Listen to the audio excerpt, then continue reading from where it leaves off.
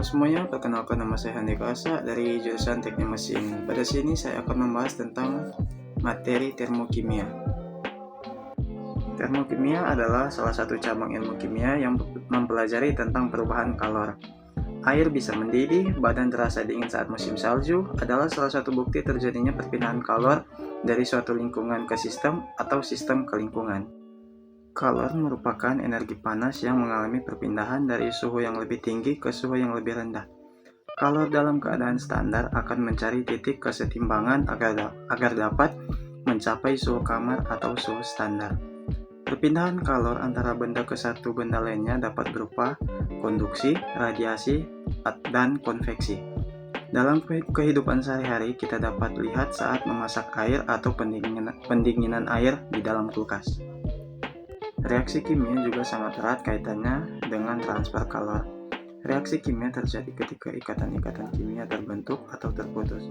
Untuk membentuk atau memutuskan rantai ikatan pada suatu unsur atau senyawa, dibutuhkan sejumlah energi. Energi tersebut akan digunakan untuk dapat memulai reaksi. Energi terdapat dalam berbagai macam bentuk seperti energi cahaya, energi listrik, atau energi panas. Energi tidak dapat diciptakan dan tidak dapat dimusnahkan, tetapi hanya bisa dirubah bentuk menjadi energi lainnya. Nilai energi tidak dapat diukur dalam suatu benda, akan tetapi dapat diukur perubahan energinya. Bila sepotong kayu kita bakar, energi di dalam kayu tersebut akan dirubah menjadi energi panas atau kalor. Jumlah total energi kalor yang dihasilkan pada proses pembakaran tersebut disebut dengan entalpi. Entalpi diberi simbol H. Konsep awal menyatakan bahwa energi dalam suatu benda tidak bisa diukur, sehingga entalpi suatu zat juga tidak akan bisa diukur. Hanya perubahan entalpi yang dapat kita ukur. Perubahan entalpi disimbolkan dengan delta H. Perubahan entalpi menyatakan kalor yang diterima atau dilepaskan oleh suatu reaksi dalam tekanan tetap. Dalam bahasa lainnya, perubahan entalpi merujuk pada penambahan atau pengurangan energi terhadap suatu sistem. Sebagai contoh, peristiwa air membeku. Pada peristiwa ini terjadi perubahan air dalam bentuk cair menjadi air dalam bentuk padat. Pada proses tersebut, kita tidak mengukur seberapa besar entalpi H2O di dalam sistem, tapi kita mengukur seberapa entalpi yang hilang setelah proses tersebut terjadi. Dengan kata lainnya, kita mengukur selisih entalpi sebelum dan sesudah reaksi terjadi. Reaksi eksoterm dan reaksi endotherm. Setiap reaksi yang dilakukan akan melibatkan kalor yang akan diikuti dengan perubahan entalpi. Jika entalpi tersebut bertanda positif, berarti reaksi tersebut menyerap kalor. Sedangkan jika reaksi tersebut bertanda negatif, maka reaksi tersebut melepaskan kalor. Perubahan entalpi bertanda positif menunjukkan pertambahan entalpi terhadap materi tersebut. Sebaliknya, jika perubahan entalpi bertanda negatif, menandakan pengurangan entalpi terhadap materi tersebut. Reaksi eksoterm adalah reaksi yang melepaskan kalor. Reaksi eksoterm ditandai dengan entalpi reaktan lebih besar dari entalpi produk. Kemudian, selama proses reaksi, reaktan melepaskan energi untuk dapat menghasilkan produk. Jumlah entalpi total yang berada di produk akan lebih kecil daripada entalpi reaktan pada saat sebelum reaksi karena terjadi pelepasan energi. Reaksi endotherm adalah reaksi yang menyerap kalor. Reaksi endotherm memerlukan sejumlah energi untuk menghasilkan produk. Reaktan akan menyerap sejumlah energi sehingga jumlah entalpi pada produk akan bertambah. Harga entalpi produk akan lebih besar daripada entalpi reaktan. Hal itu merupakan salah satu ciri reaksi endotherm. Persamaan reaksi termokimia. Setiap reaksi kimia ditulis dalam persamaan reaksi. Begitu pula dengan reaksi termokimia akan ditulis dalam persamaan reaksi. Persamaan reaksi tersebut dinamakan persamaan termokimia. Persamaan termokimia adalah persamaan reaksi yang penulisannya menyertakan perubahan entalpinya.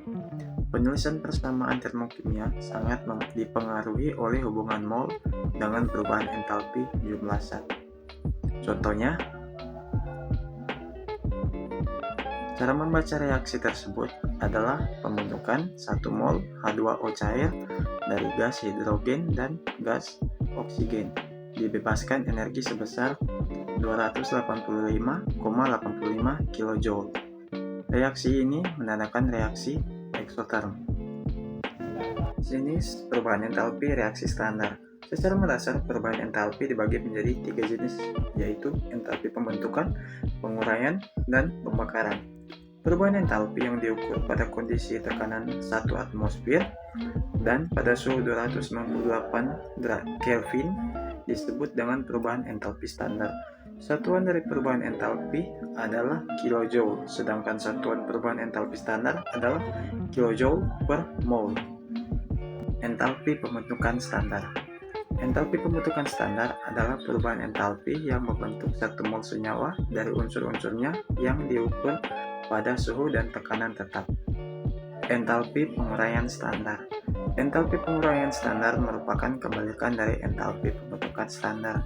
Entalpi penguraian standar dapat didefinisikan sebagai perubahan entalpi dari penguraian satu mol senyawa menjadi unsur-unsurnya. Sesuai dengan asas kekekalan energi, maka entalpi yang dibutuhkan untuk mengurai senyawa tersebut sama dengan entalpi untuk membentuknya. Entalpi pembakaran standar. Entalpi pembakaran standar adalah perubahan entalpi yang dihitung untuk pembakaran sempurna satu mol senyawa atau unsur yang direaksikan dengan oksigen dalam keadaan standar. Terdapat 2 jenis pembakaran, yaitu pembakaran sempurna dan pembakaran tidak sempurna. Pembakaran sempurna adalah serangkaian reaksi kimia antara suatu zat dengan oksigen yang terjadi pada suhu dan oksigen yang cukup sehingga semua zat berubah menjadi zat yang tidak bisa lagi mengalami oksidasi. Jika hidrokarbon mengalami pembakaran sempurna, maka yang akan tersisa hanyalah karbon monoksida dan uap air, dan jika belerang dibakar akan menghasilkan sulfur dioksida. Sedangkan pembakaran tidak sempurna adalah pembakaran yang menghasilkan zat sampingan selain zat yang seharusnya terbentuk pada pembakaran sempurna. Penentuan nilai perubahan entalpi dibagi menjadi 3, yaitu berdasarkan hukum Hess, berdasarkan entalpi pembentukan, dan berdasarkan energi ikatan. Berdasarkan hukum Hess. Hukum Hess memberikan kita pemahaman bahwasannya bagaimanapun cara membentuk suatu produk, hasil reaksi perubahan entalpi yang dihasilkan selalu sama. Apabila reaksi dibalik, maka tanda dari perubahan entalpi juga dibalik. Apabila satu senyawa atau unsur diberi perlakuan, maka seluruh senyawa dalam reaksi tersebut juga harus diberi perlakuan yang sama. Berdasarkan entalpi pembentukan. Jika kita mengetahui data entalpi pembentukan suatu senyawa, maka kita dapat menghitung perubahan entalpi lainnya berdasarkan data entalpi pembentukan tersebut. Berdasarkan energi ikatan. Energi ikatan adalah energi yang diperlukan untuk memutuskan ikatan kimia dalam suatu mol senyawa dalam fase gas dalam keadaan standar menjadi atom-atom gasnya. Teruntuk molekul yang kompleks, memecahkan molekul itu menjadi bentuk-bentuk atom bebas, dibutuhkan energi yang disebut energi atomisasi. Nilai dari energi atomisasi tersebut merupakan energi ikatan dari atom-atom di dalam molekul tersebut. Mungkin hanya itu saja yang bisa saya sampaikan. Sekian dan terima kasih.